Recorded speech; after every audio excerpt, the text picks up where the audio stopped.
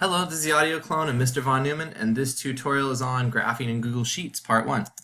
Before you create a graph in Google Sheets, you need to know which type of graph to use. If it's change over time or growth that you're looking at, growth of a plant or bacteria, change of something, line graph is going to be the best way to display it. If you're comparing, a bar graph is the best way. And if it's a percentages of a whole, so if it adds up, all the percentages add up to a whole of 100%, a pie graph will contain it and show each one as a slice. And that would be a great use for that. Next, you need to know the x and y axis and the variables where things need to go. So x-axis is the left to right, the horizontal axis down here. Y-axis is top to bottom, vertical. What you manipulate is what you control. So Monday, Tuesday, you could have just as easily chosen week 1, week 2, or February, January. So when you chose to make a measurement for an experiment, you control it. That's what you're manipulating. That's the manipulated variable. Then the results is out of your control. That's the response, the responding variable. So responding variable goes on the y, and that gives you the effect of rising and falling that you see, sort of like a mountaintop. And that's what we're used to seeing in a graph. So if you don't put it this way, if you get it flipped, it's just very confusing visually. So you want to have these in the correct places. And there's a button in Google Sheets that will allow you to flip them back if they're in the wrong place. Is everything labeled correctly? If it's not, your graph's going to be very confusing and not clear. So a title, number 1. Manipulated and responding variables, if you just put them together and add and, gives you a basic title, and that title should include those two things. You can also make it a little bit more poetic and change it up. Are your axes labeled? 21 days, dogs, degrees, what is it? Without a label, you're not communicating that to anyone. And what are the units? If it's temperature, is it Fahrenheit, Celsius, Kelvin? Which is it? It's a legitimate question. And if there's multiple lines, you need a legend and tell people what they are. Otherwise, it's just totally confusing. So here's a sample graph we have, and we've got days and growth in centimeters of a plant.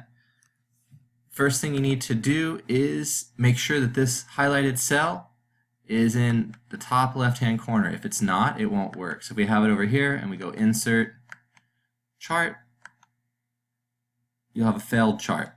So make sure it's in the top left-hand corner. There it is. Go to Insert, Chart, and it will automatically build a graph for you. So let's see what it does. And it recommends, it's actually recommending a line graph with separated points. Not bad, that's a good choice. It also recommends a bar graph. A line graph is going to be the best way if we connect those dots. So the first thing you're going to notice here is it's got 2 lines. You don't want 2 lines. This line, you might say, what is it? It tells you right here, it is days. So that should be down here in the x-axis. So to get that to happen, you've got 3 tabs up here to build with. And what you're going to want to do is go aggregate column A. It drops it down there where it belongs, the days. Now, there's no labels. That's a problem. The title looks a little bad. It works, days and growth in centimeters. But we've got some things to clean up. So here's how you do it. Go to Customize, Customization. Your title, you can go ahead and modify it right here. So you can call it growth per day. If you wanted to, you could go ahead and make things a little bit larger so that it can be seen better in your presentation. You could change the color on it if you wish. Now, these labels, go down to where it says axis in the customization tab. Your horizontal axis, that's the x-axis, it is days.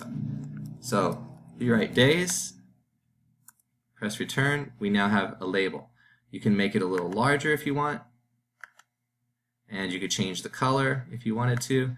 The labels down here, they're pretty small. They might be a little hard to see, so we can kick those up to maybe 14.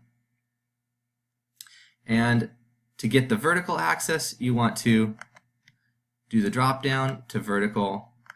This is, what is this? It's almost, you'd almost forget right now. without the label, people won't know. So it was 10 centimeters of growth. So we want to label it growth, and the unit is centimeters. And again, we can make that a little bit bigger, kick that up to 20. We can make our axis labels 14.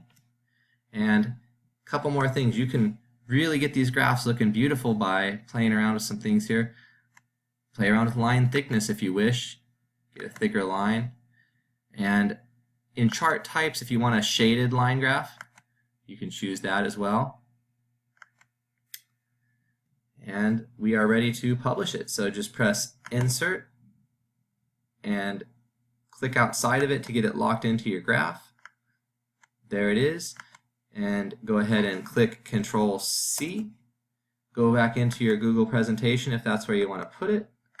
Go Control-V. And there it is.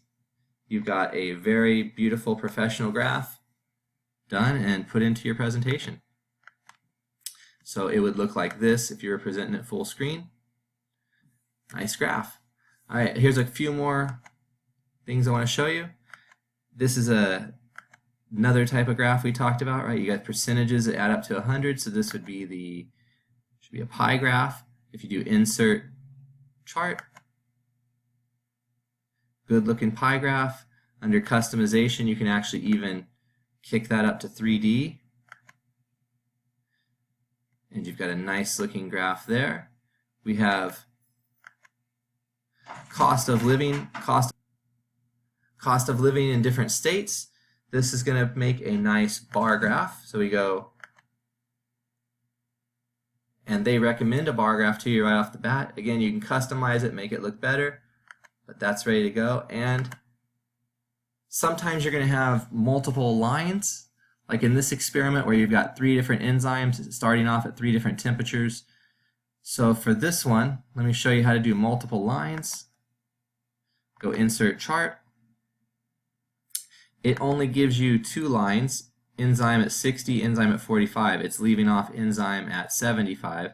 So go into Chart Types and just click on the multi-line and it corrects itself. You also can check up here to look at the cells that it's covering, and it was covering the right ones from A over to D because we had data all the way to the D column.